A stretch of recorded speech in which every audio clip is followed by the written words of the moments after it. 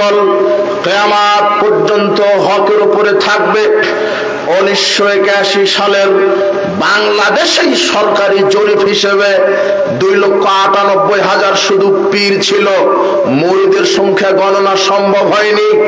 1981 সালের সরকারি জরিপে শুধু বাংলাদেশের পীরের সংখ্যা ছিল 2,98,000, মুরিদের সংখ্যা কত? অথচ কোন পীরের সাথে কোন পীরের মুরিদের আকীদা আমলের 5 পয়সা মিল নাই। এক পীর আর এক মুরিদকে কাফের ফতোয়া দেয়, আর এক মুরিদ আর এক পীরকে কাফের ফতোয়া দেয়। মাযহাবের নামে যারা সংকীর্ণ দিন তৈরি করেছে, 4 মাযহাবের নামে তার একটা শাখা প্রশাখা তাবলিগ জামাতের ভিতরে ঢুকে গেছে। আমি তাবলিগ জামাতকে খাটো করছি না, বর্তমান পরিস্থিতিতে তাবলিগ জামাতের ভিতরে আবার 2টা গ্রুপ হয়ে গেছে, একটা হলো সাদ গ্রুপ আর একটা জুবায়ের গ্রুপ। আশ্চর্য কথা, 1944 সালে বাংলাদেশ 44 সাল থেকে 2023-24 সাল পর্যন্ত প্রথমে চট্টগ্রামের হাজী ক্যাম্পে তাবলিগে ইজতেমা শুরু হয়েছিল তাদের। এরপরে লোকজন বেশি হওয়ার পরে টঙ্গীর ইজতেমায় তোরাগ নদীর তীরে তারা চলে আসে। আমার ব্রেনে এই কথা এখনো ধরলো না। আশ্চর্য কথা, এই যে 50 বছর পর্যন্ত, তারও বেশি বছর পর্যন্ত এই যে বাংলাদেশে তাবলিগি ইজতেমা, টঙ্গীর ইজতেমা অনুষ্ঠিত হলো, কেউ কি হেদায়েত প্রাপ্ত হয়নি? প্রত্যেকের হাতে লাঠি, যার হাতে লাঠি তার মাথায় মুখে দাড়ি টুপি, যাকে মারছে সেও মাথায় মুখে দাড়ি টুপি। একদল আর এক দলকে কাফের ফতোয়া দিচ্ছে। সাদ গ্রুপ জুবায়ের গ্রুপকে বলছো কাফের, জুবায়ের গ্রুপের লোক বলছে সাদ গ্রুপ কাফের। 2 জনের ফতোয়াতে কেউ মুসলমান না। কথা বুঝেননি মনে হয়? 2,98,000 পীরের ফতোয়াতে কোন পীর মুসলমান না। এক পীর আর এক পীরকে কাফের ফতোয়া দিচ্ছে। যদি তাই হয় তাহলে তো সবাই কাফের। মুসলিমকে আর ইসলামের নামে যত দল তৈরি হয়েছে, খারেজি, শিয়া, মুরজিয়া, মুতাজিলা, জাহমিয়া, আপনার কাদের, চিশতিয়া, নকশবন্দিয়া, মুজাদ্দিদিয়া, যত দল তৈরি হয়েছে, আল্লাহ বলছেন একটি দল হকের উপরে থাকবে। আল্লাহর নবী বলছেন হকের উপরে একটি দল চিরদিন বেঁচে থাকবে, বিজয় থাকবে। সেই দল কোন দল? যেই দলের ভিতরে সার্বিক জীবনে কোরআন হাদিস ঢেলে সাজানো আছে, যারা ব্যক্তিগত জীবনে, সামাজিক জীবনে, অর্থনৈতিক জীবনে, রাজনৈতিক জীবনে, সালাতে, সিয়ামে, হজ, যাকাতে, তাসবিহ, তাহলিলে, কোরআন তেলাওয়াতে, সব জায়গাতে যারা কোরআন সুন্নাহ মেনে চলে, এরাই হচ্ছে হকপন্থী দল। আল্লাহর নবী বলছেন একটি দল হক পথে থাকবে। আল্লাহ বলছেন একটি দল হক পথে থাকবে। সেই দল কারা? কোরআন হাদিসে সেই দলের নাম নেওয়া হয়নি, কোরআন হাদিসে সেই দলের নাম নেওয়া হয়নি, তবে সেই দলের বৈশিষ্ট্য বলা হয়েছে। আল্লাহর নবী বলছেন যারা সার্বিক জীবনে কোরআন সুন্নাহ মেনে চলবে। সাহাবীরা বললেন আল্লাহর নবী, মুসলিমরা 73 কাতারে বিভক্ত হবে, এক কাতার জান্নাতে যাবে। সেই দল কারা? তখন তিনি বৈশিষ্ট্য বললেন, যারা কোরআন এবং হাদিসের উপরে থাকবে, কোরআন এবং সহিহ হাদিসের উপরে যারা থাকবে, এরাই বিচারের মাঠে সরাসরি জান্নাতে যাবে। বলছিলাম আল্লাহ বলছেন একটি দল হকের উপরে থাকবে, আল্লাহর নবী বলছেন একটি দল হকের থাকবে। এই একটি দলের বৈশিষ্ট্যগত নাম দিয়েছেন মুহাদ্দিসগণ আহলুল হাদিস। আহলুল হাদিস জামাত তারা হকের উপরে বিজয়ী থাকবে। এটা মুহাদ্দিসগণের বৈশিষ্ট্যগত নাম। বৈশিষ্ট্যগত নাম দুনিয়াতে অনেক আছে। আপনি যদি বলেন আমি বৈশিষ্ট্যগত নাম মানি না, জি না, আপনার ভুল হয়েছে। আপনি বৈশিষ্ট্যগত নাম মেনে নিয়েছেন। যেমন আপনার নাম মানুষ, ইনসান। আপনি যখন ঈমান এনেছেন আপনার নাম হয়েছে মুমিন। আপনি যখন সার্বিক জীবনে কোরআন হাদিস মেনে নিয়েছেন তখন আপনার নাম হয়েছে মুসলিম। যখন আপনি সত্য কথা বলেছেন আপনার নাম হয়েছে সিদ্দিকিন। যখন আপনি মিথ্যা কথা বলেছেন আপনার নাম হয়েছে কাযিবিন। আপনি যখন আমলে সালেহ করেছেন তখন আপনার নাম হয়েছে সালেহিন।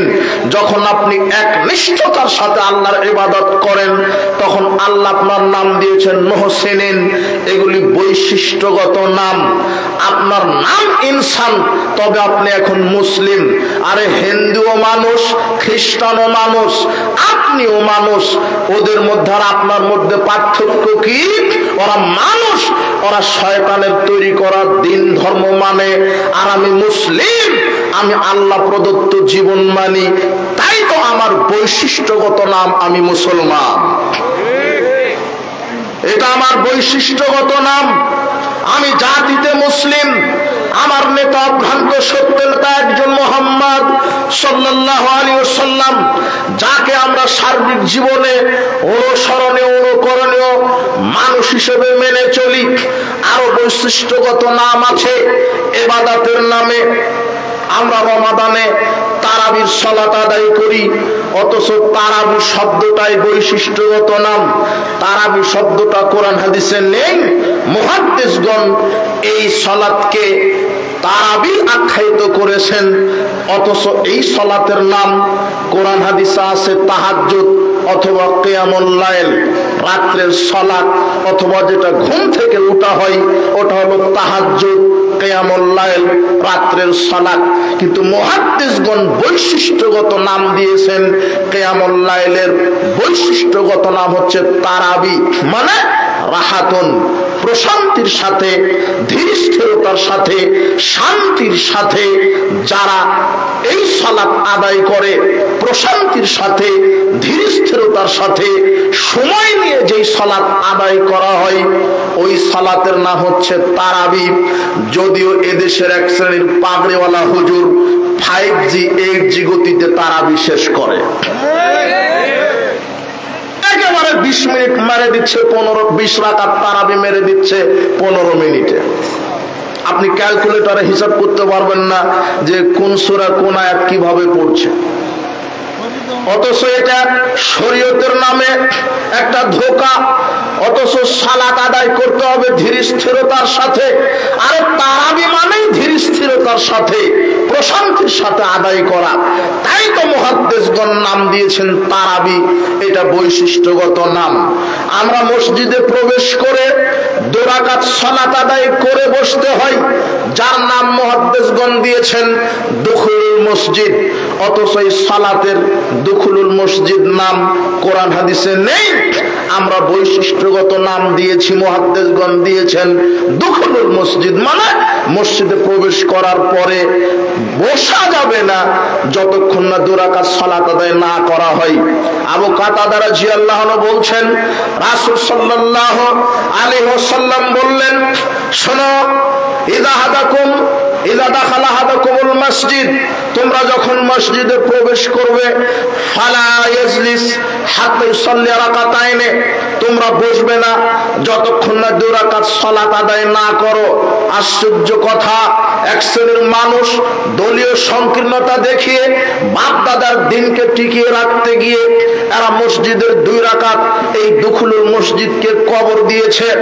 আপনার মসজিদের খতিব এত বড়, ওর এত বড় ডিগ্রি, ওর এত বড় পাগড়ি, এত বড় আলখাল্লা, ও এত বড় মাপের আলেম, দেখবেন জুমার দিনে যখন খুতবা দেয় শয়তান মাথার উপরে লাল বাতি জ্বালিয়ে রাখে, সুন্নাত 2 রাকাত পড়তে দিবে না বলে।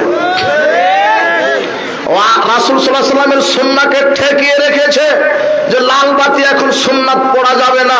ও জাতা বড় ক্ষতি, ওর শয়তানের মুরিদ একটা।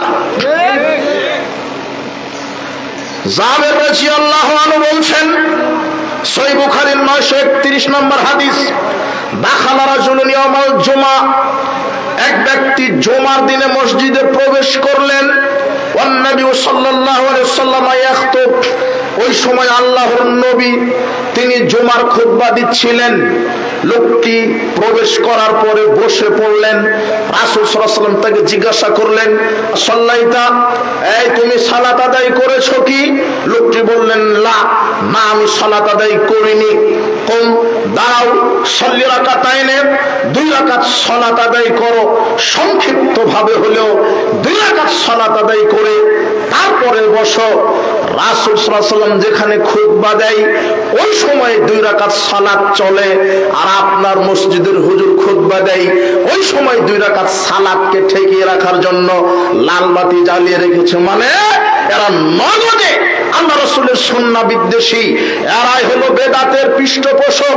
এরা জোর করে রাসূলের হাদিসকে হত্যা করে, রাসূলের সুন্নাহকে হত্যা করে এরাই বেদাতকে জীবিত করার ধান্দায় নেমেছে। আসলে এরাই হলো ইসলামের চিরন্তন শত্রু।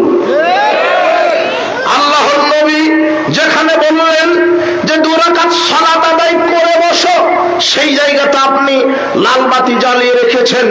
আশ্চর্য কথা, বলছিলাম এই যে 2 রাকাত সালাত আদায় করে বসতে হয়, এটা হলো দুখুলুল মসজিদ, তাহিয়াতুল ওযু।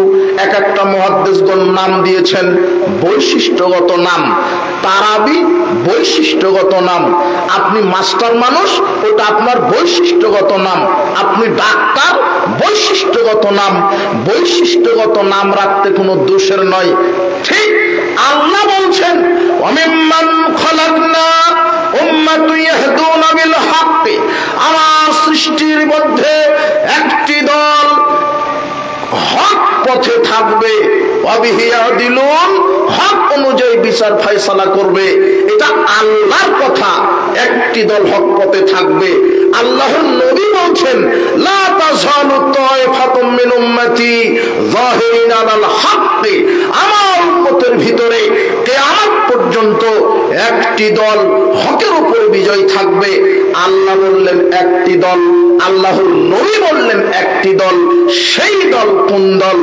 ইমাম বুখারীর উস্তাদ আলী ইবনুল মাদিনী, যিনি 161 হিজরিতে জন্মগ্রহণ করেছেন, 234 হিজরিতে মারা গেছেন, বর্তমানে চলছে 1446 হিজরি।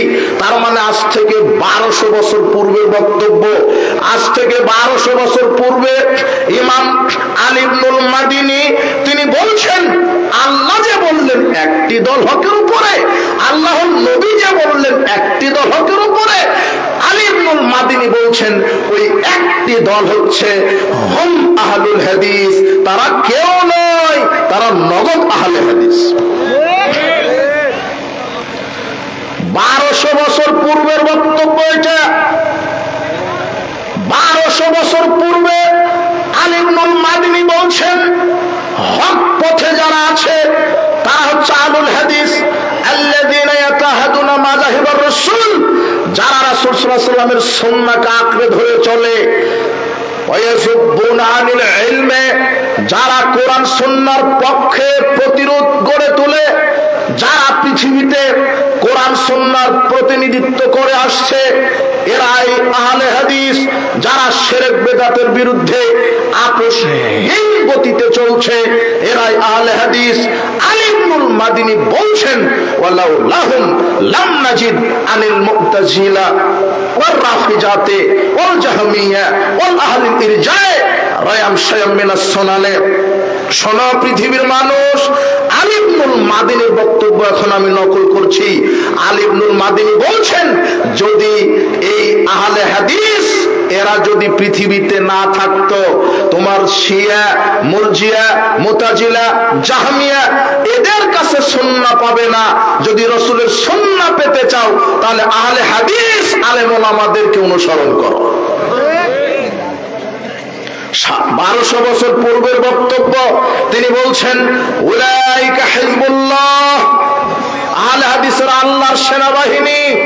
আলা ইন্না হিজবাল্লাহি হুমুল মুফলিহুন, আল্লাহর সেনাবাহিনী সফল। এটা আলী ইবনুল মাদিনীর বক্তব্য। সারফা সাবাল হাদিস 5 পৃষ্ঠাতে এই কথা স্বর্ণাক্ষরে লেখা আছে। আবু বকর খতিব আল বাগদাদির লেখা সালফাসাব আল হাদিস, আল হাদিসের মর্যাদা শীর্ষক কিতাব, এই বইটা পড়ার জন্য জাতিকে অনুরোধ করা হচ্ছে। যুব সমাজ, তোমরা পড়াশোনা করো, তোমরা অযথা আল হাদিসদেরকে গালি দিও না, অযথা আল হাদিসদেরকে ইহুদি খ্রিস্টানের দালাল বলে মিথ্যা অপবাদ দিও না।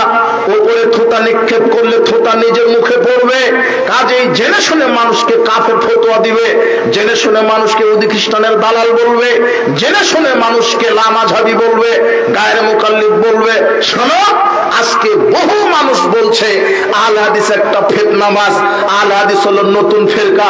আশ্চর্য কথা, ইতিহাস না জানার কারণে, মৌলিক প্রকৃত ইতিহাস পড়াশোনা না জানার কারণে মূর্খের মতো, বেকুবের মতো সমাজে কথা ছড়িয়ে দিচ্ছে। আশ্চর্য কথা, অথচ আসল ইতিহাস, প্রকৃত ইতিহাস এর থেকে বহু দূরে। যারা বলছে আহলে হাদিস নতুন ফিরকা, আসলে তারাই হলো নতুন ফিরকা। কেন? এখন আপনি বক্তব্যের কিছু বুঝতে পারেননি, একটু মনোযোগী হন। আলী ইবনুল মাদিনী বলছেন হুম আহলুল হাদিস, তারা হচ্ছে আহলুল হাদিস। নাজি ফিরকা, মুক্তিপ্রাপ্ত দল, তারা হলো আহলুল হাদিস।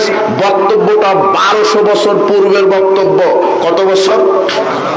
1200। আলী ইবনুল মাদিনীর পরে ইমাম আহমদ বিন হাম্বল, তিনি বলছেন, যিনি 164 হিজরিতে জন্মগ্রহণ করেছেন, 241 হিজরিতে মারা গেছেন। আজ থেকে 1200 বছর পূর্বে তিনি কথা বলে গেছেন একটা। আল্লাহ যে বললেন একটি দল হকের উপরে থাকবে, আল্লাহর নবী যে বললেন একটি উম্মত হকের উপরে থাকবে। আহমদ বিন হাম্বল, ইমাম আহমদ বিন হাম্বল 10 লক্ষ হাদিসের পণ্ডিত, উনি বলছেন ইল্লাম ইয়াকুনু আসহাবুল হাদিস, ওরা হচ্ছে আহলে হাদিস। আহলে হাদিস ইল্লাম ইয়াকুন আসহাবুল হাদিস, ওই একটি দল যদি, মুক্তিপ্রাপ্ত দল যদি আহলে হাদিস না হয়, ফালা আদরি মানহুম, তাহলে আমার জানা নাই সেই দল কোন দল। লাইসা কওমুন ইনদি খায়রাম মিন আসহাবিল হাদিস, আমার কাছে উত্তম দল হচ্ছে, উত্তম সংগঠন হচ্ছে আহলুল হাদিস জামাত। কেন? লা ইয়ারিফুনা ইল্লাল হাদিসা, তারা সার্বিক জীবনে কোরআন সুন্নাহ ছাড়া কিছু মানে না। যারা সার্বিক জীবনে কোরআন সুন্নাহ মেনে চলে, সার্বিক জীবন মানে বুঝেন, আমার ব্যক্তি জীবনে কোরআন সুন্নাহ মানতে হবে। আমার হাত, চক্ষু, কর্ণ, আমার মুখ, আমার জিহ্বা সবকিছু কোরআন সুন্নাহ দ্বারা আমি পরিচালনা করব। আমার নীতি, আমার আদর্শ, আমার আন্দোলন, আমার মুভমেন্ট, আমার চরিত্র, আমার আখলাক, আমার চলাফেরা, আমার কথাবার্তা একজন মানুষের মতো হতে হবে। লাকাদ কানা লাকুম ফি রাসূলিল্লাহি উসওয়াতুন হাসানা, একজন মানুষ যার নাম মুহাম্মদ সাল্লাল্লাহু আলাইহি ওয়াসাল্লাম।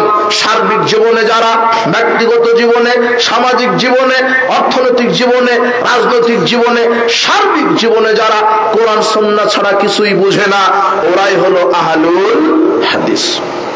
এটা আহমদ বিন হাম্বল বলছেন। ইমাম শাফি রাহিমাহুল্লাহ 150 হিজরিতে জন্ম, 204 হিজরিতে মৃত্যু।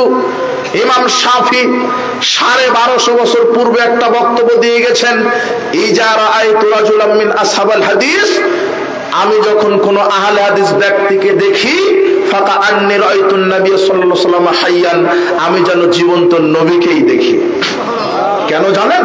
ইমাম শাফি বলছেন, আমি আহলে হাদিস ব্যক্তিকে দেখি মানে জীবন্ত নবীকে দেখি। তার মানে রাসূল সাল্লাল্লাহু আলাইহি ওয়াসাল্লাম যেভাবে আমল করে, আহলে হাদিস ব্যক্তি ওইভাবেই আমল করে। রাসূল সাল্লাল্লাহু আলাইহি ওয়াসাল্লাম যেভাবে সালাত আদায় করেছেন, করতে বলেছেন, আহলে হাদিসেরা ওইভাবে সালাত সিয়াম আদায় করে। রাসূল সাল্লাল্লাহু আলাইহি ওয়াসাল্লাম যেভাবে যাকাত দিয়েছেন, হজ করেছেন, কোরআন তেলাওয়াত করেছেন, রাসূল সাল্লাল্লাহু আলাইহি ওয়াসাল্লাম যেভাবে আকীদা আমল পোষণ করেছেন, আহলে হাদিসেরা ওইভাবেই আকীদা আমল পোষণ করে। তাই তো ইমাম শাফি বলছেন, আমি যখন কোন আহলে হাদিস ব্যক্তিকে দেখি, আমি যেন মুহাম্মদ সাল্লাল্লাহু আলাইহি ওয়াসাল্লামকে জীবন্ত দেখতে পাই। ইমাম শাফির বক্তব্য 204 হিজরির বক্তব্য, 1250 বছর পূর্বের বক্তব্য। ইমাম আবু দাউদ বলছেন 202 হিজরিতে জন্ম, 275 হিজরিতে মৃত্যু, প্রায় 1200 বছর পূর্বের বক্তব্য তিনি দিয়েছেন। আলাউলাহুম ওয়ালাউলা হাযির ইসাবাতু লাং দারাসাল ইসলাম, ইয়ানি আসহাবুল হাদিস, আল হাদিস জামাত যদি পৃথিবীতে না থাকতো, ইসলাম বহু আগেই মিটে যেত। প্রায় 1200 বছর পূর্বের বক্তব্য, আল হাদিস বক্তব্য শোনেন। ইমাম শাফির বক্তব্য নকল করে আপনাকে শোনাই। ইমাম শাফি প্রখ্যাত তাবিঈ বিদ্বান, 22 হিজরিতে জন্ম, 204 হিজরিতে 104 হিজরিতে মৃত্যু। 22 হিজরিতে জন্মগ্রহণ করে 104 হিজরিতে মৃত্যুবরণ করেছেন। 1350 বছর পূর্বের বক্তব্য তিনি বলছেন। দেখেন তিনি কি চমৎকার কথায় না বললেন, লাবিস্তাকবালতু মিন আমরি মাস্তাকবারতু মাহাদ্দাসতু ইল্লা মা আজমা আলাইহি আহলুল হাদিস। আমি এখন যে সব ঘটে যাচ্ছে, শরীয়তের মধ্যে, ইসলামের মধ্যে ভেজাল ঢুকেছে, এখন যে সব ঘটে যাচ্ছে, আমি যদি এটা আগে থেকেই জানতাম, আমি কোনো হাদিস অন্যর কাছ থেকে বর্ণনা করতাম না। কেবলমাত্র আহলুল হাদিস যারা জামাত, অর্থাৎ সাহাবীদের থেকে নগদে হাদিস শুনে আমি যাদের সামনে বর্ণনা করতাম। ইমাম শাফি রাহিমাহুল্লাহ তিনি সাহাবীদের জামাতকে কি নামে আখ্যায়িত করেছেন? আহলুল হাদিস। বুঝতে হবে আপনাকে এই কওলগুলি, এই কথাগুলি বুঝতে হবে। প্রখ্যাত তাবিঈ বিদ্বান ইমাম শাফি তিনি সাহাবীদেরকে আহলুল হাদিস নামে আখ্যায়িত করেছেন, আহলুল হাদিস বলে ডাকতেন। আহলুল হাদিস এটা কোনো নতুন মাযহাব, নতুন তরিকা, নতুন ফিরকা নয়। যারা জানে না আসল প্রকৃত বিষয়, তারাই অপবাদ, মিথ্যা অপবাদ দিতে পারে। আব্দুল্লাহ ইবনুল মুবারক 118 হিজরিতে জন্ম, 181 হিজরিতে মৃত্যু। প্রায় 1250 বছর পূর্বের কথা তিনি 1250 বছর পূর্বে বলেছেন, হুম আহলুল হাদিস ওয়া ক্বালা আসবাতুন নাস আলা সিরাত আসহাবুল হাদিস।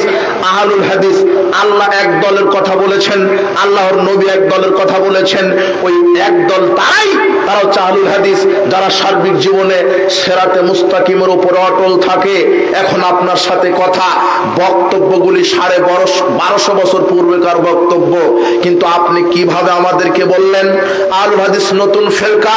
আপনি কি জানেন মাযহাবের উৎপত্তি কবে হয়েছে? আমি মাযহাবকে কটাক্ষ করছি না, আমি মাযহাবের ইমামকে কটাক্ষ করছি না। যারা মাযহাব মানে তাদেরকে নিয়ে আমার কোনো কথা নাই। কথা হলো এটাই, আপনি একটু বিবেচনা করে কথা বলেন। আপনি বুদ্ধি বিবেক খাটিয়ে কোরআন সুন্নাহ বোঝার পরে কোরআন সুন্নাহর আদলে আমল করার চেষ্টা করেন। মাযহাবের দোহাই দিয়ে আপনি ধর্মকে বোঝার চেষ্টা করেন না। শুনেন, কোন ব্যক্তির দোহাই দিয়ে, মাযহাবের দোহাই দিয়ে, তরিকার দোহাই দিয়ে, বাপ দাদার দোহাই দিয়ে ধর্ম চলবে না। ধর্ম চলবে একজন মানুষের দোহাই দিয়ে, আর দুইটা কিতাবের দোহাই দিয়ে। একজন মানুষ মুহাম্মদ সাল্লাল্লাহু আলাইহি সাল্লাম, আর দুইটা কিতাব কোরআন আর হাদিস। বাপ দাদার দোহাই দিয়ে ধর্ম কোশ্চেন কেন চলবে না? চলবে একজনের দোহাই দিয়ে, তার নাম মুহাম্মদ সাল্লাল্লাহু আলাইহি সাল্লাম। আমি মাযহাবকে খাটো করিনি। যারা আমাদেরকে মিথ্যা অপবাদ দেন, প্রকৃত ইতিহাস জানেন, মাযহাবের দোহাই দিয়ে ভ্রান্ত আমল কেন করছেন? মাযহাবের উৎপত্তি হলো কখন? হাফিজ ইবনুল কাইয়্যিম রাহিমাহুল্লাহ তিনি বলছেন, ইন্নামা হাদাসাত হাযিল বিদআতু ফিল কারনির রাবিউল মাজমুম। এই মাযহাবের, তাকলিদি মাযহাবের জন্ম হয়েছে 400 হিজরির পরে। 400 হিজরির পরে, 400 হিজরির পরে মাযহাব তৈরি হলো। আপনি মনে হয় বোঝাতে পারলাম না আপনাকে। দেখেন, ইমাম আবু হানিফা, ইমাম মালিক, ইমাম শাফি, ইমাম আহমদ বিন হাম্বল, 4 ইমামের নামে 4টা মাযহাব তৈরি হয়েছে। বিশ্বাস করেন, এই 4 ব্যক্তি তারা নিজেদের নামে মাযহাব তৈরি করে যাননি, তৈরি করতেও বলেননি। তার প্রমাণ 400 হিজরির আগে 4 ইমাম মারা গেছেন। না হলে একটু মিলিয়ে দেখেন, প্রকৃত ইতিহাস জানার চেষ্টা করেন। ইমাম আবু হানিফা উনি জন্মগ্রহণ করেছিলেন 80 হিজরিতে, মারা গেছেন 150 হিজরিতে। ইমাম মালিক 93 হিজরিতে জন্মগ্রহণ করেছেন, 179 হিজরিতে মারা গেছেন। ইমাম শাফি 150 হিজরিতে জন্মগ্রহণ করেছেন, 204 হিজরিতে মারা গেছেন। ইমাম আহমদ বিন হাম্বল 164 হিজরিতে জন্মগ্রহণ করেছেন, 241 হিজরিতে মারা গেছেন। তার মানে 241 হিজরি যখন 4 ইমাম কেউ বেঁচে নেই। কথা বুঝেননি মনে হয়। 241 হিজরিতে সব ইমাম মারা গেছেন, আর মাযহাব তৈরি হলো তাদের নামে 400 হিজরিতে, মানে 159 বছর পরে, ইমামগণ মরারও 159 বছর পরে মাযহাব তৈরি হলো, তাদের নামে আফসোস। মাযহাব তৈরি করলো কে? না, কথা বোঝেননি মনে হয়। মাযহাব তৈরি করলো কে? ইমামগণ মারা গেলেন 241-এ, 4 ইমাম মারা গেছেন, তাদের নামে মাযহাব তৈরি হলো 400 হিজরির পরে, 150 বছর পরে। নিঃসন্দেহে ইমামগণ মাযহাব তৈরি করে যাননি, মাযহাব তৈরি করলো কে? আশ্চর্য কথা, আমি ইমাম আবু হানিফাকে খাটো করছি না, ইমাম মালিক, ইমাম শাফিকে খাটো করছি না, তারা অনেক বড় আলেম, তাদেরকে সম্মান করি, তাদেরকে মর্যাদা দিই। ইমাম আবু হানিফা রাহিমাহুল্লাহ, আল্লাহ তার উপরে রহম করুন। ইমাম মালিক রাহিমাহুল্লাহ, আল্লাহ তার উপরে রহম করুন। ইমাম শাফি রাহিমাহুল্লাহ, আল্লাহ তার উপরে রহম করুন। ইমাম আহমদ বিন হাম্বল রাহিমাহুল্লাহ, আল্লাহ তাদের উপরে রহম করুন। আশ্চর্য কথা, মাযহাব তৈরি হওয়ার কথা ছিল তো সাহাবীদের নামে, কিন্তু এদের নামে কেন তৈরি হলো? এরা না সাহাবী না তাবেঈ। ইমাম আবু হানিফার নামে মাযহাব কেন তৈরি করলেন? আপনি 4 খলিফার নামে 4টা মাযহাব তৈরি করলেন না কেন? আবু বকর মাযহাব, ওমর মাযহাব, আলী মাযহাব, উসমানী মাযহাব, এইভাবে তৈরি করলে তো হতো। আপনি মনে হয় বুঝতে পারলেন না এদের নামে কেন তৈরি করা লাগলো। আশ্চর্য কথা, এদের নাম ভাঙিয়ে মাযহাবের দোহাই দিয়ে মাযহাবের কিছু সংকীর্ণ মনোভাবী লোকেরা যারা গোলামি প্রদর্শন করে ইমামের নাম ভাঙিয়ে যেই ইমাম আকীদা তৈরি করেছে, তাদের ইমামের সাথে এই ইমাম আকীদার কোনো মিল নেই। ইমাম আবু হানিফাকে যারা অনুসরণ করে, মাযহাবকে যারা অনুসরণ করে, তাদের আকীদাই হচ্ছে আল্লাহ নিরাকার, আল্লাহ সব জায়গাতে থাকেন। কিন্তু বিশ্বাস করেন ইমাম আবু হানিফা নিজেরও এই আকীদা নয়। আল ফিকুল আকবার 66-67 পৃষ্ঠাতে বলছেন, ইমাম আবু হানিফা বলছেন যে ওয়ালাহু ইয়াদুন ওয়া ওয়াজহুন ওয়া নাফসুন কামা যাকারাল্লাহু তাআলা ফিল কুরআন, আল্লাহর হাত আছে, আল্লাহর চেহারা আছে, আল্লাহর নফস আছে, যেমন আল্লাহ তার পরিচয় নিজেই কোরআনে দিয়েছেন। ফামা যাকারাল্লাহু তাআলা ফিল কুরআন মিন যিকরিল ওয়াজহি ওয়ান নাফসি ওয়াল ইয়াদি ফাওয়ালাউ সিফাত, আল্লাহ যে বলছেন কোরআনে তার হাতের কথা, তার পায়ের কথা, তার নফসের কথা, তার চোখের কথা, এগুলো হচ্ছে তার এক একটা গুণ। লা ইউকালু ইন্না ইয়াদাহু কুদরাতু, এই কথা তোমরা বলো না আল্লাহর চেহারা মানে সত্তা, আল্লাহর হাত মানে কুদরত, আল্লাহর চেহারা মানে সত্তা। লিআন্না তিলাহম বি ইবতিল উসুল, তিনি বলছেন যে উসুলকে বাদ দেওয়া হবে, আল্লাহর গুণকে বিকৃত করা হবে যদি কেউ বলে আল্লাহর চেহারা মানে সত্তা, আল্লাহর হাত মানে কুদরত। জিনা আপনাকে এইভাবে অপব্যাখ্যা দেওয়ার ক্ষমতা কে দিল? অথচ আহলে সুন্নাহ ওয়াল জামাত, আহলে হাদিসদের আকীদা কোরআন সুন্নাহকে মানতে হবে সঠিকভাবে, সুস্পষ্টভাবে। কোন ব্যাখ্যা, কোন যুক্তি, কোন পরিবর্ধন, কোন পরিবর্তন, কোন সংযোজন, কোন বিয়োজন ছাড়াই যেইভাবে বলা হয়েছে ওইভাবেই। আল্লাহর হাত আছে, আল্লাহ বলেছেন, আল্লাহর পা আছে, আল্লাহ বলেছেন, আল্লাহর চেহারা আছে, আল্লাহ বলেছেন, আল্লাহর চোখ আছে, আল্লাহ বলছেন ওয়াসনাইল ফুলকা বিআয়ুনিনা, হে নূহ তুমি আমার চোখের সামনে নৌকা তৈরি করো। তাহলে আল্লাহর কি আছে? আল্লাহ বলছেন ইয়া ইবলিস মা মানাকা আন তাসজুদা লিমা খালাকতু বিয়াদাইয়া, আমি যে আদমকে 2 হাতে তৈরি করলাম তাকে সেজদা দিতে তোমাকে কিসে বাধা দিল? তার মানে আল্লাহর 2টা কি আছে? হাত আছে। আল্লাহ বলছেন ইয়াউমা ইয়াকশাফান সাকিউ ওয়া ইদআউনা ইলা সুজুদে ফালা ইস্তাতিউন, বিচারের মাঠে আল্লাহ তার পায়ের নলা প্রকাশ করবেন যাতে করে মুমিন নারী পুরুষ তাকে সেজদা দিতে পারে। আল্লাহর 2টা কি আছে? পা আছে, আল্লাহর হাত আছে, চোখ আছে। ফায়নামা তুওয়াল্লু ফাসাম্মা ওয়াজহুল্লাহ, যেদিকেই তোমরা চেহারা ফেরাও, যেদিকেই তোমরা তাকাবে সেদিকে আল্লাহর চেহারা রয়েছে। আল্লাহর কি আছে? চেহারা। আল্লাহ নিজে তার পরিচয় দিচ্ছেন, তার মানে আল্লাহর আকার আছে। আর এটা ইমাম আবু হানিফার আকীদা, কিন্তু তার নামে বানোয়াট ভ্রান্ত আকীদা তৈরি করে বলছেন আল্লাহর আকার নেই। আবার ওরাই বলে ইমাম আবু হানিফা 99 বার আল্লাহকে দেখেছে। তো আমার প্রশ্ন, যেটার আকার নাই তাকে আবার দেখলো কিভাবে? কথা বোঝেননি মনে হয়। আল্লাহর আকার আছে, এটা ইমাম আবু হানিফার আকীদা, কিন্তু তার সাথে কাউকে সমকক্ষ সাব্যস্ত করা যাবে না। আল্লাহ বলছেন লাইসা কামিসলি সেই, তার মতো কোনো কিছুই নয়, তার সাথে কোনো কিছু তুলনীয় নয়। আল্লাহর হাত আছে, কেমন তার হাত, যেমন তার জন্য শোভা পাই, কিন্তু বলা যাবে না আল্লাহর হাত অমুক প্রাণীর মতো বা মানুষের মতো, এইভাবে তুলনা করা যাবে না। শুধু আমাকে বিশ্বাস স্থাপন করতে হবে আল্লাহর আকার আছে, আল্লাহ আরশের উপরে সমন্বিত। আর ইমাম আবু হানিফার আকীদা আর রহমান আলাল আরশ ইস্তাওয়া, রহমান দয়াময়, আল্লাহ আরশে সমুন্নত হয়েছেন। অথচ আপনি বলছেন না, আল্লাহ সব জায়গাতে থাকে, যত কল্যাণ তত আল্লাহ। আরে আল্লাহ সর্বত্র বিরাজমান, সর্বেশ্বরবাদ।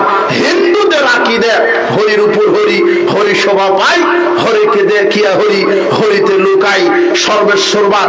গাছও আল্লাহ, ব্যাঙও আল্লাহ, সাপও আল্লাহ, কুকুরও আল্লাহ, সবই আল্লাহ, এক একটা নাকি আল্লাহর অংশ। নাউজুবিল্লাহি মিন যালিক।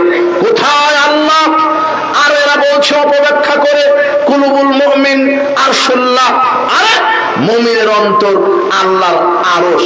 কত অজ্ঞ জাহেল! কোথায় আল্লাহর আরশ? আল্লাহর আরশ কি জানেন? আল্লাহর আরশ কি জিনিস? আল্লাহ কি জিনিস? আল্লাহর পরিচয় কি জানেন? আল্লাহর পরিচয় না জানার কারণে আমরা আজকে মুশরিক হয়ে গেছি। আল্লাহর অনেক নাম আছে, ওয়ালিল্লাহিল আসমাউল হুসনা ফাদউহু বিহা। আল্লাহ বলছেন তার জন্য সুন্দর সুন্দর নাম আছে, সেই নামে তোমরা ডাকো, সেই নামে ডাকো। ইয়া রহমান, ইয়া রাহিম, ইয়া গফফার, ইয়া রাজ্জাক, এইভাবে ডাকো। রাজ্জাক মানে রিজিক দাতা। রিজিক দাতা কে? আল্লাহ। অবশ্যই কোনো পীর নয়, কোনো নেতা নয়। আমার রিজিক দাতা কে? ইয়া রহমান, দয়াবান কে? ইয়া রাহিম, দয়ালু কে?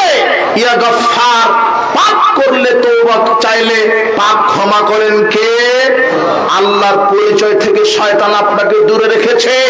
শয়তান আপনাকে ভ্রান্ত করে বলছে না না না, ওয়াবতাগু ইলাইহিল ওয়াসিলা, তোমরা ওয়াসিলা ধরো, পীর ধরো, পীরের মুরিদ হও, পীরের উসিলায় সুপারিশ চাও, পীরের খানকা দরগায় মানত করো, পীর তোমার পাপ ক্ষমা করবে। জি না, মানুষের পাপ ক্ষমা করতে পারে কে?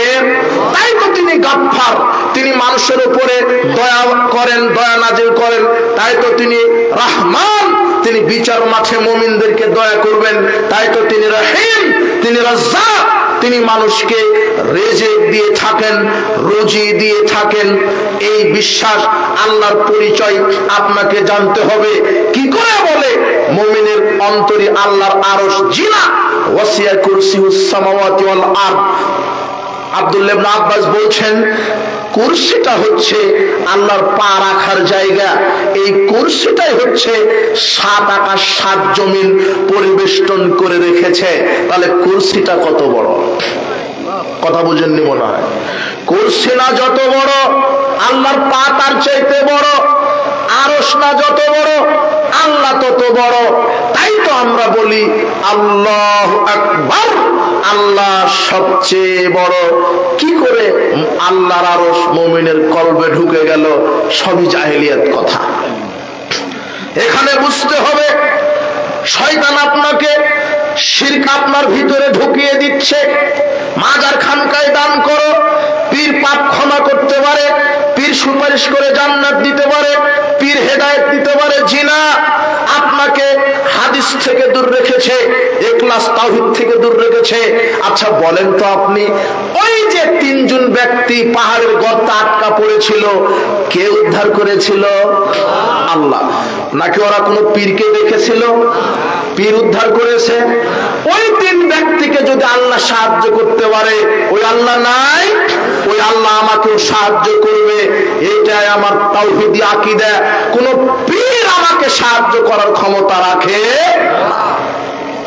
পতিতালয়ের নারী কুকুরকে পানি পান করিয়েছিল, তার পাপ কে ক্ষমা করেছিল? না কোন পীর? তাহলে ওই আল্লাহ আমার পাপ ক্ষমা করতে পারে না? পারে। কোন পীর, কোন ওলিয়া, উলিয়া, গাউস, কুতুব আমার পাপ ক্ষমা করতে পারবে না, আমাকে সাহায্য করতে পারবে না। কত ভ্রান্ত ইতিহাস সমাজে আছে, শুধু পীরের মুরিদ হয়ে মানুষের ঈমানকে চুরি করবে। আপনি কি বোঝাতে চাচ্ছেন? এদেশের মাটিতে এমনও গাঁজাখুরি গল্প চালু আছে। আপনার আটরশি দরবার শরীফ একটা পীরের একটা ফ্যাক্টরি, আপনার মাইজ ভান্ডারী দরবার শরীফ একটা পীরের ফ্যাক্টরি। মাইজ ভান্ডারী পীরের এমন ক্ষমতা ছিল, মাইজ ভান্ডারী পীর তার মুরিদকে বলতো, বিপদে পড়লে আমার নামে সাহায্য চাইও। মাইজ ভান্ডারী পীর চট্টগ্রামে আছে। চট্টগ্রামের মাইজ ভান্ডারী পীর একদা পুকুর পাড়ে ওই অজু করতে বসেছে, লোটা নিয়ে, বদনা নিয়ে, লোটা নিয়ে অজু করতে বসেছে। এমন সময় ওই মাইজ ভান্ডারী পীরের এক মুরিদ চট্টগ্রামের কোদালা পাহাড়ে, রাঙ্গুনিয়া কোদালা পাহাড়ে কাঠ কাটতে গেছে। কাটতে কাটতে দেখছে তার সামনে বিরাট একটা বাঘ। তখন মুরিদ ভয় পেয়ে বলছে, ইয়া গাউসুল আজম শাইয়ান লিল্লাহ, হে আব্দুল কাদের জিলানী, হে মাইজ ভান্ডারী পীর, আপনি আমাকে সাহায্য করেন। তখন এই মাইজ ভান্ডারী পীর 48 কিলোমিটার দূর থেকে বুঝতে পেরে এই লোটা অজু করা বাদ দিয়ে লোটাটা বাঘের পিঠ বরাবর ফিকে মেরেছে। লোটাটা 48 কিলোমিটার দূরে গিয়ে বাঘের পিঠে লেগে বাঘ পালিয়ে গেল, মুরিদ এক চোটে উদ্ধার হয়ে গেল। কথা বুঝেননি মনে হয়? এই তো হলো পীরতন্ত্র। আমি সাহায্য চাইবো বিপদে পড়লে কার? আল্লাহ। এইরকম ভ্রান্ত ওয়াজ করে, ভ্রান্ত শিরকে আকীদা ঢুকিয়ে আটরশি পীর ফতোয়া মেরে দিছে, আরে শুধু মুসলিমরা কেন জান্নাতে যাবে, পৃথিবীতে যত ধর্মের লোক আছে সেটা মানলেই জান্নাত হবে। তাই এখন হিন্দুরাও গরু নিয়ে মানত করতে যায় আটরশিতে। আটরশি পীর বলছে, আমার মুরিদ হলে হজ করতে যাওয়া লাগবে না, আমার কবর তওয়াফ করলেই হজ হয়ে যাবে। আমার চাদরের মধ্যে ঢুকায় দিলে আমি তোমাদেরকে জান্নাত জাহান্নাম দেখিয়ে দিব, এক ধাক্কাতে জান্নাতে নিয়ে যাব। আশ্চর্য কথা, যেখানে কোনো নবীর পক্ষে সম্ভব হয়নি তার উম্মতকে হেদায়েত দেওয়ার, আমি মনে হয় বুঝাতে পারলাম না। নূহ আলাইহিস সালাম তার ছেলেকে হেদায়েত দিতে পারেনি, ইব্রাহিম আলাইহিস সালাম তার বাপকে হেদায়েত দিতে পারেনি, লূত আলাইহিস সালাম তার স্ত্রীকে হেদায়েত দিতে পারেনি। সর্বশ্রেষ্ঠ নবী মুহাম্মদ সাল্লাল্লাহু আলাইহি সাল্লাম তিনি তার চাচাকে হেদায়েত দিতে পারেনি। হেদায়েতের মালিক কে? অথচ বলছে পীরের মুরিদ হলেই পীর হেদায়েত দিয়ে সুপারিশ করে পাপ ক্ষমা করে জান্নাত দিতে পারে। এই আকীদা শিরকি আকীদা, চিরকাল জাহান্নামে থাকতে হবে। শোনেন, এই পৃথিবীতে বড় বড় সুর আছে, আপনি বুঝতে পারেননি সবচাইতে বড় সুর কারা? আপনার যারা টাকা চুরি করে, যারা মানুষের সম্পদ চুরি করে, এরা তো সুর। কিন্তু এরা যদি কোনোদিন শিরক না করে, তাওহীদ যদি থাকে, কোনো না কোনোদিন জাহান্নাম খেতে হলো একদিন ঈমানের বদৌলতে জান্নাতে যাওয়ার সুযোগ আছে। কিন্তু সবচেয়ে বড় সুর হলো এই যারা খানকা, মাজার, ওরস, দরগার নামে শিরকের ফ্যাক্টরি তৈরি করে এই বাংলাদেশের হাজারো লক্ষ কোটি মানুষের ঈমানকে যারা চুরি করছে, এরাই ইতিহাসের সবচাইতে বড় সুর। এরা ইতিহাসে সবচাইতে বড় সুর। আর সবচাইতে বড় সন্ত্রাস, সবচাইতে বড় ডাকাত যারা রাতারাতি মানুষকে মেরে সম্পদ ছিনিয়ে নিচ্ছে, এরা বড় ডাকাত নয়।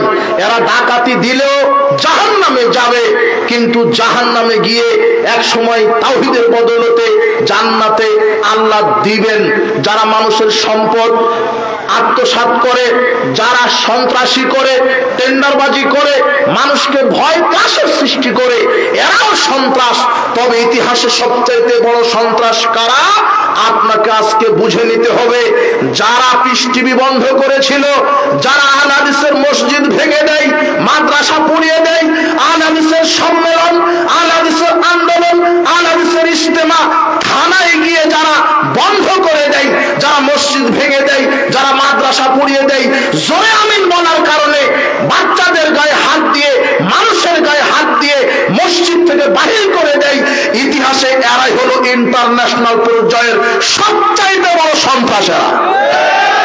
আপনি দেখছেন না, লাঠি নিয়ে নেমে গেছে ইজতেমার মাঠ দখল করবে, লাঠি হাতে থাকে সন্ত্রাসে। এদেরকে আমরা নিরীহ বলতাম, আরে এরা টুপলা নিয়ে পিকনিকে যায়, কত নিরীহ। আশ্চর্য কথা, নিরীহ একেবারে দেখায় দিছে, লাঠি নিয়ে ওকে পিটছে ওকে পিটছে। সেদিন খবর দিলাম 1 রাত্রে 7 জনকে হত্যা করেছে।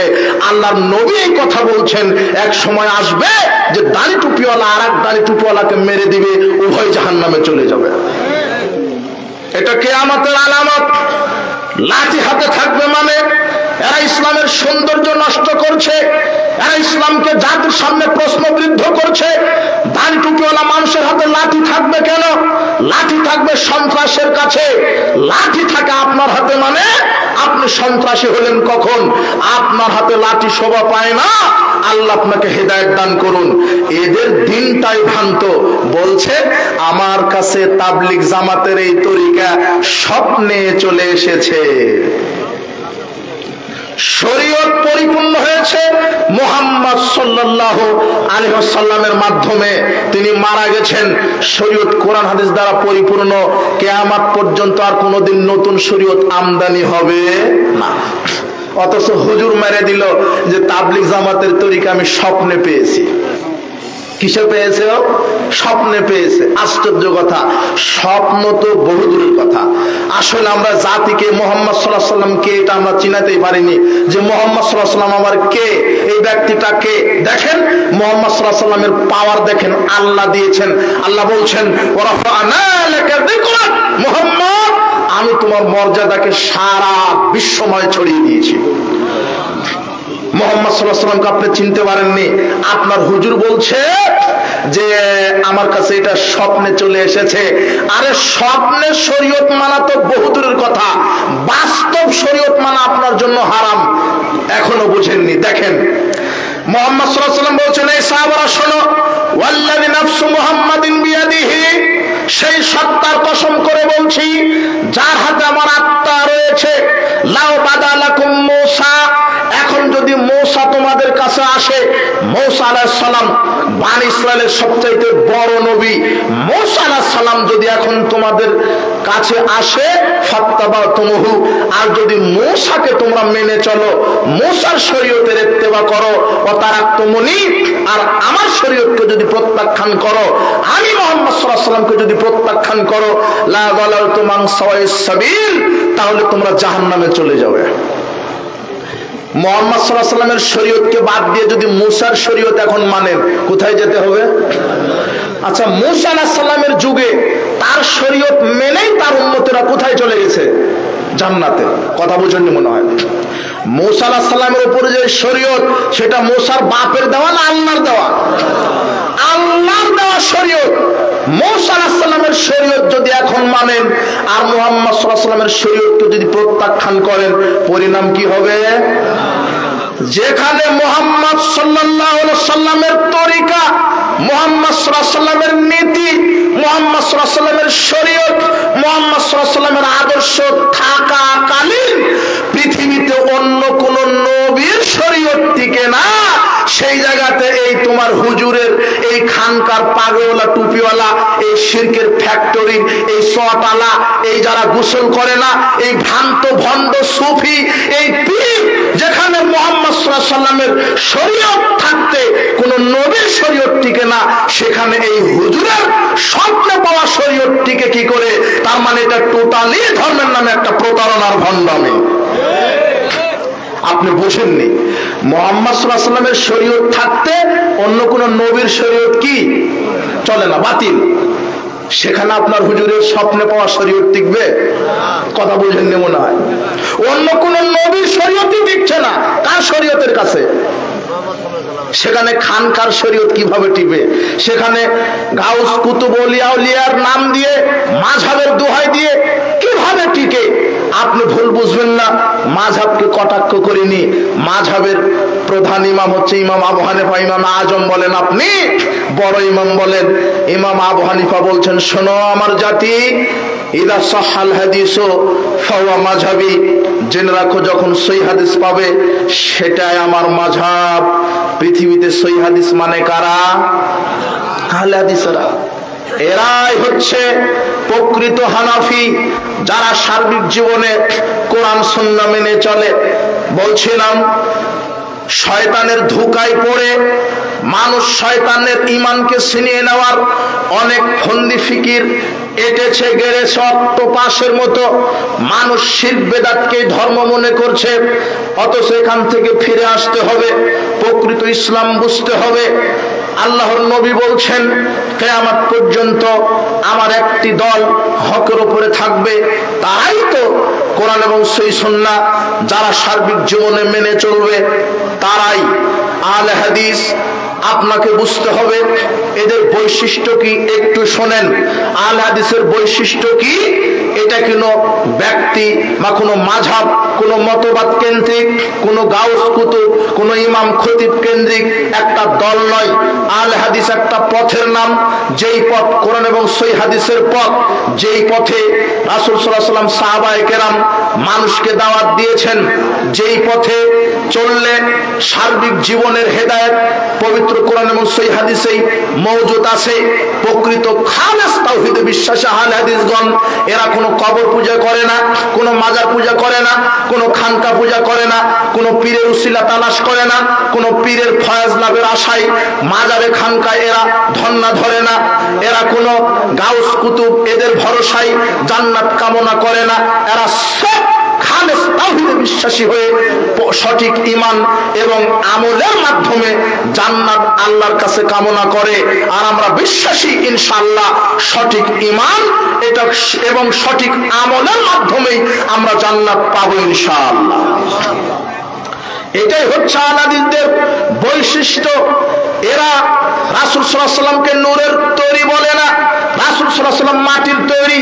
এদের বিশ্বাস রাসূল সাল্লাল্লাহু আলাইহি ওয়াসাল্লাম সবকিছু জাতির সামনে বলে গেছে, কোনো কিছু গোপন করেনি। তাই তো মারিফতের নামে, হাকিকতের নামে এই ভণ্ডামি প্রতারণা শুরু হয়েছে। এদের আকীদা নবী নাকি সবকিছু বলে যাননি, তাই পীরের মুরিদ হলে পীর নাকি সব শরীয়ত মুরিদকে বলে দিতে পারে। নবী নাকি শরীয়তকে গোপন করেছে, চিন্তা করেছেন আপনি? এই জন্য এই মারিফতি ধোঁকাবাজি, এই হাকিকতি ভণ্ডামি সমাজে চালু হয়েছে।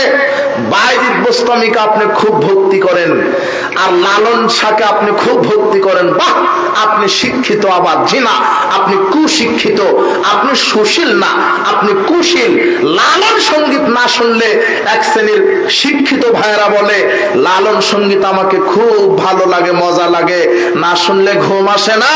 কিন্তু লালন জাতিতে কি, এটা জাতি জানে না, ও কি জাত, ওর ধর্ম কি, তবে তার গানে পাওয়া যায়।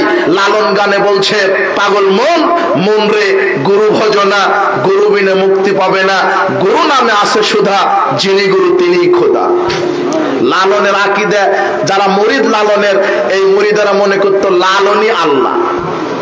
এখনো কুষ্টিয়াতে ওই যে কবরে ওই মাজারে সেজদা করে, মানত করে, ওই পাথর উপরে দুধ ঢেলে দেয় লালনের নামে, পীরের নামে গজার মাছ কবুতর চাষ হয়, বড় বড় কুমির চাষ হয়। এদের আকীদা কুমিরকে যদি একটা রুটি খাওয়াতে পারি তাহলে পেটে বাচ্চা চলে আসবে। আশ্চর্য কথা, এই যে শিরকের ফ্যাক্টরি শয়তান তৈরি করেছে। এই যে মুহাম্মদ সাল্লাল্লাহু আলাইহি ওয়াসাল্লাম গোপন করে গেছে শরীয়ত, তাই শরীয়ত যদি পরিপূর্ণভাবে কেউ জানতে চাও তাহলে এই শয়তানের নাকি মুরিদ হতে হবে। এই আকীদা আমাদের বিশ্বাস নয়। মুহাম্মদ সাল্লাল্লাহু আলাইহি ওয়াসাল্লাম জাতির সামনে শরীয়ত ওপেন করেছেন, প্রকাশ করে দিয়ে গেছেন, আমাদের কোনো ধোঁকার মধ্যে পড়া যাবে না। এই মারিফতের নামে সমাজে ধোঁকাবাজি শুরু হয়েছে। আপনি বায়জিদ বোস্তামি ভক্তি করেন, মারিফতের প্রবক্তা বায়জিদ বোস্তামি, যেটা সুফি আকীদা। সুফিদের আকীদা কি জানেন? হুলুল আর ইত্তেহাদ আর ফানা ফিল্লাহ। হুলুল মানে আল্লাহ মানুষের ভিতরে ঢুকে যেতে পারে, আর ইত্তেহাদ মানে মানুষ জিকির করতে করতে আল্লাহ রূহের মধ্যে ঢুকে যেতে পারে। তাই তো মানসুর হাল্লাজ বলছে, নাহনু রূহানে, আমরা দুইটি রূহ, হাল্লাল না বাদানান। এখন আমার একটা রূহ, আল্লাহর একটা রূহ।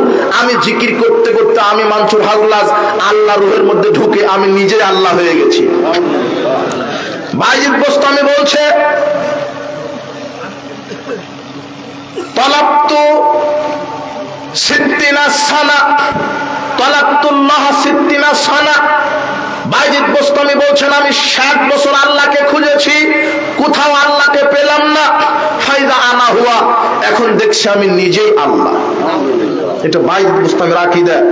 আব্দুর রহমান দেমাশকার নাকশবন্দিয়া 62 পৃষ্ঠায় খুলবেন, এই কথাটা আপনি পাবেন। লিওয়াই আরফা মিন লিওয়াই মুহাম্মদ, বাইতুল মুস্তামি বলছেন আমার মর্যাদা মুহাম্মাদের মর্যাদার চাইতে বেশি। তিনি বলছেন সুবহানি সুবহানি মা জামা শানি, আমি মহাপবিত্র, আমি মহাপবিত্র, আমার মতো পবিত্র কেউ নাই। কিন্তু মহাপবিত্র কে? আল্লাহ। আল্লাহ দাবি করেছেন নিজে। এই পীরের নামে ভণ্ডামি ধোঁকাবাজি চলছে, মারিফতি আকীদা সুফি আকীদা ঢুকে গেছে মানুষের কাছে। প্রায় বিশ্বাসী নবী গায়েব জানে। কেন? নবীর উত্তরসূরি আলেম ওলামা, যেহেতু নবী গায়েব জানে কাজেই আলেম ওলামা মানে পীর, পীরও গায়েব জানে। কেউ যদি বিশ্বাস করে নবী গায়েব জানে সে মুশরিক। গায়েবের চাবি সমূহ কার হাতে? আল্লাহর হাতে। আল্লাহ নবীকে যতটুকুন জানিয়েছে ততটুক জানে। নবী যদি গায়েব জানতেন তাহলে আয়েশা রাদিয়াল্লাহু তাআলা আনহাকে জেনার অপবাদ দিল, 1 মাস তিনি অপেক্ষা করলেন, টেনশনে ছিলেন কেন? আয়েশা রাদিয়াল্লাহু তাআলা আনহার গলার হার হারিয়ে গেল, তিনি ওই সূর্য ডোবা পর্যন্ত খুঁজলেন কেন? বলে দিতে পারতেন ওই যে উটের পিঠের নিচে হার আছে। কথা বুঝেননি মনে হয়? জি না, কোন পীর গায়েব জানে না, কোন ওলিয়া গাউস কুতুব মানুষের কল্যাণ অকল্যাণ করতে পারে না, রেজেক দিতে পারে না, পাপ ক্ষমা করতে পারে না। আপনি পীরের দরগাতে যদি একটা মাসি মানত করেন চিরকাল জাহান্নাম ভোগ করতে হবে। আপনি গরু খাসি নিয়ে চলে গেছেন পীরের দরগায়, জি না, আল্লাহর নবী বলছেন দাখালা রাজুলুন নারাফি জুবাবান, শোনো এক ব্যক্তিকে আল্লাহ জাহান্নামে দিয়েছে একটা মাসির কারণে। ওই যে খানকার পাগড়িওয়ালা টুপিওয়ালা শয়তানেরা বলেছে লাউ কুনতা জুবাবান করিব আলিস সালামিনা কুরবানান, এই কবরে এই মাজারে কিছু দান করো। তখন ওই ব্যক্তি বলছেন আমি কি দান করবো, আমার কাছে তো কিছুই নাই। তখন এই শয়তান বলছে যে একটা মাসি হলো মানত করো। ফাখাদা জুবাবান, ওই ব্যক্তিটা একটা মাসি ধরে ফেললেন, ফালকাহু আলা সনাম, ওই মূর্তির সামনে মাজারে মাসি মানত করলেন। রাসূল সাল্লাল্লাহু বললেন ফাদাখালান নার, মাসি দান করার সাথে সাথে আল্লাহ তার নামটা জাহান্নামে লিখে দিয়ে দিলেন, সে জাহান্নামে প্রবেশ করলো। আর আপনি খানকায় পীরের দরগায় মাজারে ওরসে দরগায় চলে গেছেন গরু খাসি নিয়ে। আশ্চর্য কথা, কোনদিন কি ভেবেছেন আহারে এই আর যারা মুরিদ হয় পীরের আসলে আর একটা টাটকা বলদ ছাড়া কিছু না। এরা পীরের মুরিদ মানে আর একটা না হলো বলদ। কি বলদ? যা বুঝাই শয়তান তাই বুঝে, মানে ও কিছু করতে পারে না। আপনার কি কোনোদিন বিবেক বুদ্ধি আসলো না যে আমি তো ঢাকা সব সময় কমলাপুর স্টেশন থেকে আপনার এই ময়মনসিংহে আসি, কমলাপুর স্টেশন থেকে সিলেটে যাই, কমলাপুর স্টেশন থেকে রংপুরে যাই। আপনি কি কোনোদিন দেখেছেন যে কমলাপুর স্টেশন, রংপুর স্টেশন, আপনার পার্বতীপুর স্টেশন, জামালপুর স্টেশন, ময়মনসিংহ স্টেশনে কত হাত নাই, পা নাই, চোখ নাই, বৃদ্ধ ফকির মিসকিন দরিদ্র লোকগুলি শুয়ে আছে। পোশাকের অভাবে, শীত বস্ত্রের অভাবে তারা শীতের কাপড়িতে ঘুমাতে পারে না, অর্থের অভাবে চিকিৎসা করতে পারে না। আপনি ওকে একটা গরু বিক্রি করে তার চিকিৎসার ব্যবস্থা করালেন না। আরে আপনার টাকা পাওয়ার মোকাপেক্ষিত জীবিত মানুষ আপনার কোথায় বায়েজিদ বোস্তামি, কোথায় আব্দুল কাদের জিলানী, যারা স্বপ্নেও বাংলাদেশে আসেনি, তাদের নামে ভুয়া মাজার তৈরি হলো। আর সেই মাজারে মরাপীরকে খুশি করার জন্য আপনি ওখানে টাকা দান করলেন, গরু দান করলেন। ও মরাপীর আপনার গরু নিয়ে কে খায়? আপনার ব্রেনে শয়তান পেশাব করে দিয়েছে। আশ্চর্য কথা, মরাপীরের দরবারে গরু মানত করবেন কেন? গরু তো মানত করবেন বিধবার কাছে, গরু তো মানত করবেন ওই যে এতিমের কাছে। চাদরটা দান করবেন ওই যে শীতের অভাব, শীতের কাঁপুনিতে যে ঘুমাতে পারছে না। কম্বলটা তো দান করবেন শীতের অভাবে যে শীতের কাঁপুনিতে যে ঘুমাতে পারছে না। এই জীবিত মানুষ যারা হসপিটালে টাকার অভাবে চিকিৎসা করতে পারছে না, এদেরকে আপনি দান করবেন। আপনি মরা পীরের দরবারে গরু খাসি টাকা মানত করলেন। আপনার ব্রেনে কি শয়তান পেশাব করেছে? আশ্চর্য কথা, আসলে নগদ মুরিদ মানেই বলদ, আসলে ওর ব্রেনে শয়তান পেশাব করে দিয়েছে। কথা বুঝেননি? আশ্চর্য কথা বলছিলাম, আপনি মাজারে টাকা দিলেন মানে এই ভণ্ডদেরকে গাঁজা খাওয়ার ব্যবস্থা করে দিলেন। আল্লাহ আমাদেরকে সঠিক তাওহীদ বোঝার তৌফিক দান করুন। পৃথিবীর মাটিতে শিরক বিদআতের বিরুদ্ধে কোরআন সুন্নাহর পক্ষে যারা মর্দে মুজাহিদের মতো কোরআন সুন্নাহর প্রতিনিধিত্ব করে আসছে, এরাই হচ্ছে আহলুল হাদিস। এরা দেশাচারের নামে, লৌকিকতার নামে, বেদাতে হাসানার নামে এরা ভণ্ডামি করে, প্রতারণা করে রাসূলের সুন্নাহকে কবর দিয়ে এরা কশিনকালো বেদাত করতে রাজি নয়। এরা ফাঁসির মঞ্চে ঝুলতে রাজি আছে, কিন্তু রাসূলের সুন্নাহকে কবর দিয়ে বেদাতি আমল করতে এরা রাজি নাই। এরা বেদাত করবে না, রাসূলকে অপমান করবে না। আশ্চর্য কথা, আপনার মসজিদের হুজুর 10,000 টাকা ইমামতি চলে যাবে এই ভয়ে বেদাতের বিরুদ্ধে বক্তব্য দিতে পারে না। আহলে হাদিস হতে গেলে বুকের পাতা লাগে। আহলে হাদিস তাই মাওলানা আকরাম খাঁ বলেছিলেন, আমার বুক থেকে যত ফোঁটা রক্ত ঝরবে এই উপমহাদেশে ততটা মাওলানা আকরাম খাঁ জন্ম নিবে। আপনি কয়টা মসজিদ বন্ধ করবেন, কয়টা মাদ্রাসা পড়িয়ে দিবেন, কয়জনকে মসজিদ থেকে বাহির করবেন? একজনকে বাহির করবেন, 1000 জন মসজিদে জোরে আমিন বলবে। কথা বুঝেছেন? একটা মসজিদ ভেঙে দিবেন, 100টা মসজিদ আল্লাহ নির্মাণ করে দিবে। মসজিদ ভাঙা এটা হলো বিজাতিদের কাজ। আপনি মুসলিম, কোন শ্রেণীর মুসলিম? বলছিলাম আহলে হাদিস জামাত পৃথিবীতে আছে বলেই মানুষ সঠিক ইসলাম পেয়েছে, আলহামদুলিল্লাহ। আহলে হাদিসেরাই কোরআন হাদিসের সনিষ্ঠ অনুসারী, কোরআন হাদিসের প্রতিনিধিত্ব করে আসছে। এই কাজেই সার্বিক জীবনে কোরআন সুন্নাহ মেনে নিব। আমরা বেদাতে আমরা বিশ্বাসী নই, শিরক আকীদায় বিশ্বাসী নই। রাসূল সাল্লাল্লাহু আলাইহি ওয়াসাল্লাম মাটির তৈরি, তিনি কিছু গোপন করে যাননি। মিলাদ, কিয়াম, চেহলাম, কুলখানি এগুলি বেদাত, এগুলোর সাথে আপোষ চলবে না। সালাত আদায় করবেন, তাকবীরে তাহরিমা থেকে সালাম ফেরানো পর্যন্ত কোনো বেদাত চলবে না। সালাতে দাঁড়াবেন, আল্লাহু আকবার বলে বুকের উপরে হাত বাঁধবেন, আউযুবিল্লাহ বিসমিল্লাহ সহ সূরা ফাতিহা পাঠ করবেন। যে ব্যক্তি সালাতে সূরা ফাতিহা পড়ে না তার সালাত হয় না। জামাতে দাঁড়াবেন, কাতারে ফাঁক রেখে দাঁড়াবেন না, ফাঁকা বন্ধ করে দাঁড়াবেন। যারা বলে ফাঁক পায়ের সাথে পা লাগালে বেয়াদবি হয়, এরা হলো শয়তান। আল্লাহর নবী বলছেন, পায়ের সাথে পা লাগিয়ে কেউ যদি সালাত আদায় করে আল্লাহ তার মর্যাদা বাড়িয়ে দেন, জান্নাতে একটা ঘর নির্মাণ করে দেন। রাসূল সাল্লাল্লাহু আলাইহি ওয়াসাল্লামের তরিকায় সালাত হবে, রাসূল সাল্লাল্লাহু আলাইহি ওয়াসাল্লামের তরিকায় সিয়াম হবে। আপনি রাসূল সাল্লাল্লাহু আলাইহি ওয়াসাল্লামের তরিকায় সালাত আদায় করবেন। শুনেন, নারী পুরুষের সালাতের কোনো পার্থক্য নেই, নারী পুরুষের সালাতের কোনো পার্থক্য নেই। নারী বাঁধবে বুকের উপরে হাত আর পুরুষ বাঁধবে নাভির নিচে হাত, এরকম একটা জাল হাদিস পৃথিবীতে নাই। আপনাকে সাবধান করে দিলাম, সালাতের নিয়ত যেটা তৈরি করা হয়েছে এই নিয়ত করা হয়েছে কোথাও নাই। সালাতের জায়নামাজের দোয়া হিসেবে যে দোয়া পাঠ করা হয় এটা রাসূল সাল্লাল্লাহু আলাইহি ওয়াসাল্লাম বলেননি। জায়নামাজের দোয়া বলে কোনো দোয়া শরীয়তে নাই। সালাতের নিয়ত মুখে আরবিতে যেটা বলেন সেটা শরীয়তে নাই। আপনি আঙুলটা টপ করে একবার জাগালেন, আশহাদু আল্লা ইলাহা ইল্লাল্লাহ আশহাদু আন্না মুহাম্মাদুর রাসূলুল্লাহ, এরকম হাদিস দুনিয়াতে নাই।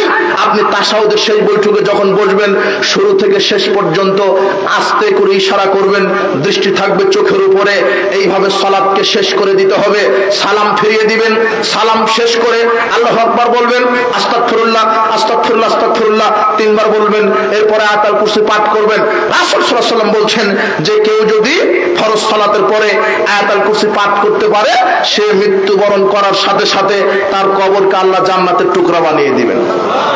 এই আমলগুলি করবেন, বেদাত করবেন না। আপনি তসবিহ দানাতে তসবিহ টিপবেন না, ওটা বেদাত।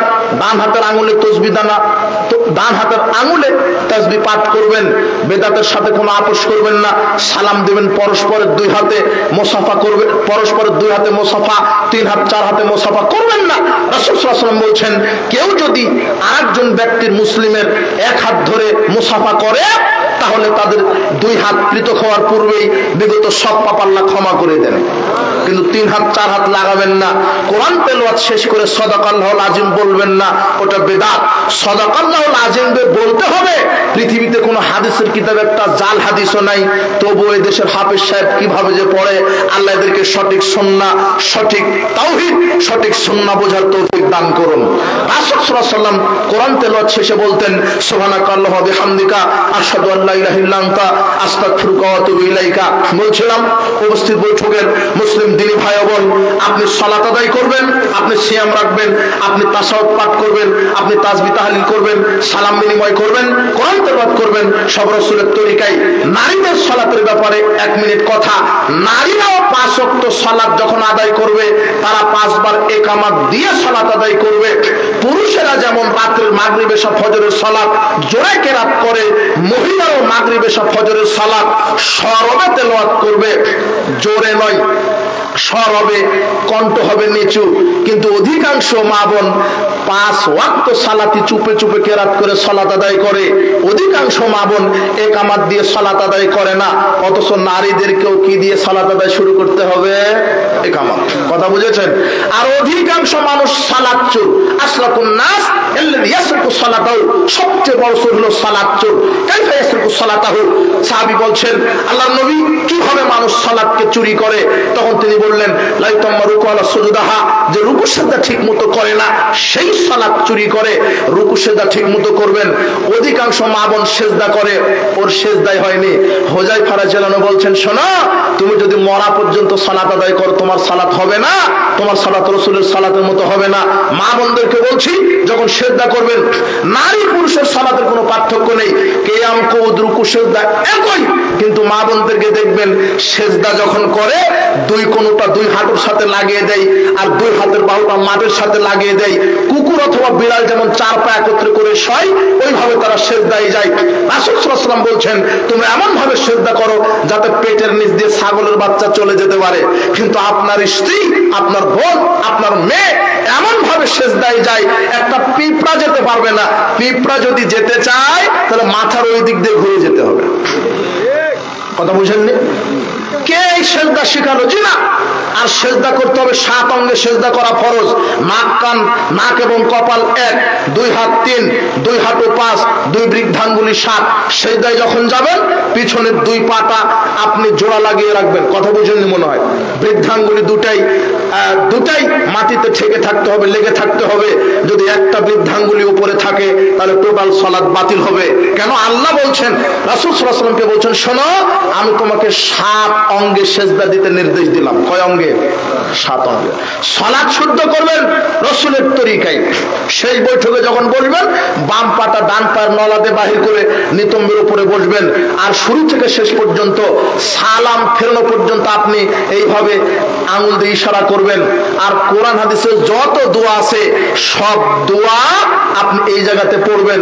রব্বানা আতিনা ফিদ দুনিয়া হাসানাতাও যেটা আছে, রব্বির হামহুমা কামা রাব্বায়ানি সগীরা, রব্বানা আমান্না ফাগফির লানা যুনুবানা ওয়া কিনা আযাবান নার, যত দোয়া আছে আপনি এখানে দোয়া ইস্তেগফার পাঠ করতে পারেন, তওবার দোয়া পাঠ করতে পারেন।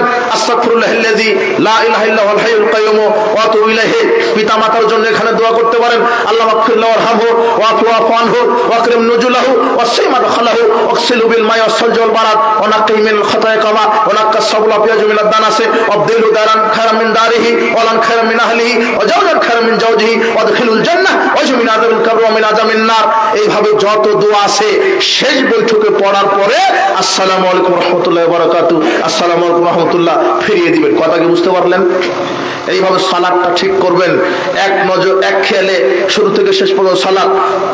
দাঁড়িয়ে যাবেন, তাকবীর তাহরিমা দিবেন, বুক পর্যন্ত হাত, বুক পর্যন্ত উঠাবেন, কাঁধ পর্যন্ত কাঁধ বরাবর উঠাবেন আল্লাহু আকবার বলে। তাকবীর তাহরিমা দিয়ে হাত বুকের উপরে বাঁধবেন, সানা পাঠ করবেন। এরপর আউযু বিল্লাহি বিসমিল্লাহ সহ সূরা ফাতিহা পাঠ করবেন। এরপর অন্য একটা সূরা পাঠ করে আল্লাহু আকবার বলে রাফাল ইয়াদাইন করে রুকুতে যাবেন। রুকু থেকে সামি আল্লাহু লিমান হামিদা বলে আবার রাফাল ইয়াদাইন করে সিজদায় যাবেন। সিজদায় যখন যাবেন 2 হাত আগে মাটিতে দিবেন, 2 হাঁটু আগে নয়, 2 হাত আগে মাটিতে দিয়ে সিজদায় যাবেন। এরপর আল্লাহু আকবার বলে সিজদা থেকে ধীরে স্থিরতার সাথে উঠে আল্লাহ মাগফিরলি ওয়ারহামনি ওয়াজবুরনি ওয়াদিনি ওয়াফিনি ওয়ারযুকনি পাঠ করবেন, অথবা রব্বিগফিরলি রব্বিগফিরলি 2 বার পাঠ করবেন। এইভাবে সিজদা দিয়ে আবার উঠে যাবেন দ্বিতীয় রাকাতের জন্য। আবার সূরা ফাতিহা বিসমিল্লাহ সহ সূরা ফাতিহা অন্য একটি সূরা, আবার ওইভাবে রুকু সিজদা করবেন। প্রথম বৈঠকে বসবেন বাম পায়ের পাতার উপরে। সেই বৈঠকে বসবেন, সেই বৈঠকে বসার সুন্নাহ হচ্ছে আপনার বাম পাটা ডান পায়ের নলা দিয়ে বাহির করে নিতম্বের উপরে বসবেন। এইভাবে সালাত শেষ করবেন। শুনেন, 3 অথবা 4 রাকাত বিশিষ্ট সালাতে 3 অথবা 4 রাকাত বিশিষ্ট সালাতে রাফাল ইয়াদাইন 4 জায়গায় করতে হয়। কয় জায়গায়? একবার হচ্ছে তাকবীরে তাহরিমার সময় আল্লাহু আকবার, কয়বার হলো? এরপরে রুকুতে যাওয়ার সময় আল্লাহু আকবার, কয়বার? সামি আল্লাহু লিমান হামিদা বলার পরে একবার, কয়বার? 3 বার। তৃতীয় রাকাতে উঠার সময় যখন উঠেছেন তৃতীয় রাকাতের জন্য 2 রাকাত সালাত আদায় করে যখন বৈঠক দিলেন, বৈঠক দেওয়ার পরে আপনি যখন উঠবেন তখন 2 হাত মাটিতে ভর দিয়ে উঠে আবার আপনি রাফাল ইয়াদাইন করে বুকের উপর হাত বাঁধবেন। কয়বার হলো? 4 বার। এই সুন্নাহগুলি নিয়ে কিছু এই ধর্মের দালাল, শয়তানের দালাল ব্যঙ্গ করে রাফাল ইয়াদাইন করা নিয়ে, রাফাল ইয়াদাইন করা নিয়ে, পায়ের সাথে পা মিলানো নিয়ে, জোরে আমিন বলা নিয়ে কত না শয়তান ব্যঙ্গ করে। খবরদার, এই শয়তানের প্ররোচনায় পা দিবেন না। আল্লাহ আমাদেরকে সালাত, সিয়াম, হজ, যাকাত সুন্নাহ অনুযায়ী করার তৌফিক দান করুন। আমাদের আমলগুলি তাওহীদের উপর আল্লাহ বাস্তবায়ন করার তৌফিক দান করুন। আজকে আপনারা অক্লান্ত ঘুমিয়ে গেছেন অনেকেই। বুঝতে হবে পৃথিবীর মাটিতে একটা দল চিরকাল হকের উপরে বিজয় থাকবে। রাসূল সাল্লাল্লাহু আলাইহি ওয়াসাল্লাম বলেছেন, মুহাদ্দিসগণ তার বৈশিষ্ট্যগত নাম দিয়েছেন, তারাই হচ্ছে আহলুল হাদিস জামাত, যারা শিরক বিদআতের সাথে কোনোদিন আপোষ হয় না, যারা সার্বিক জীবনে কোরআন সুন্নাহ মেনে চলে। এদের বৈশিষ্ট্য কি? এরা সংস্কারক হবে, কোরআন সুন্নাহ দিয়ে সমাজকে সংস্কার করবে। অনেক মুরব্বীরা বলে, আহা আমার বয়স 80 বছর, 80 বছরে এত বেদাতে আমল করলাম, সব কি তাহলে পণ্ড হয়ে গেল? না মুরব্বী, আপনি ভুল করেছেন।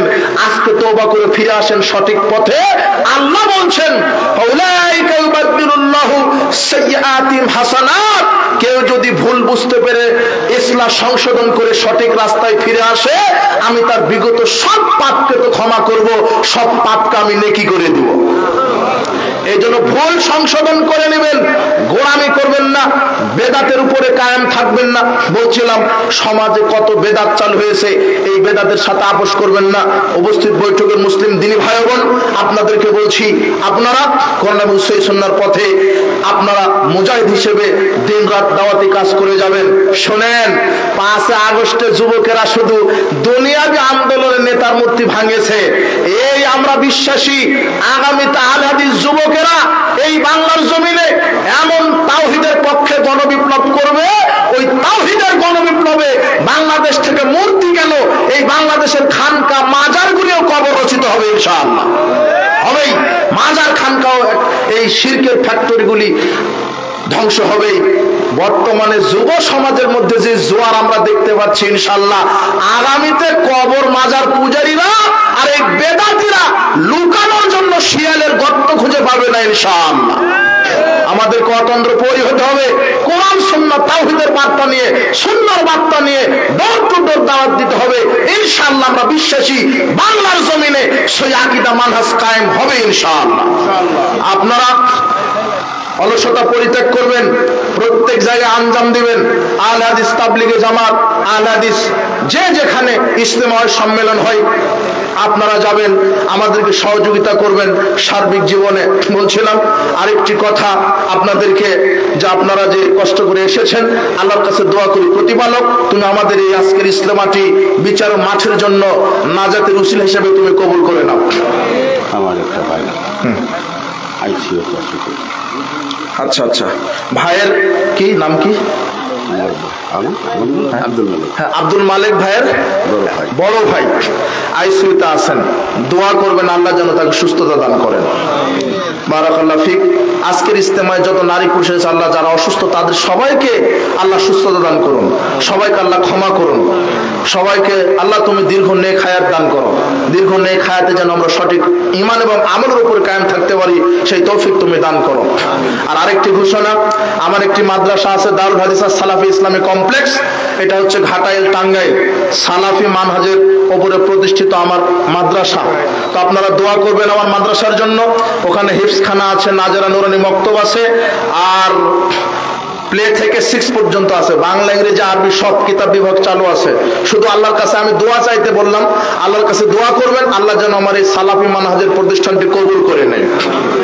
দোয়ার দরখাস্ত। বারাকাল্লাহ ফিকুম, জাযাকুমুল্লাহ খায়র। সুবহানাকাল্লাহি ওয়া বিহামদিহি, আশহাদু আল্লা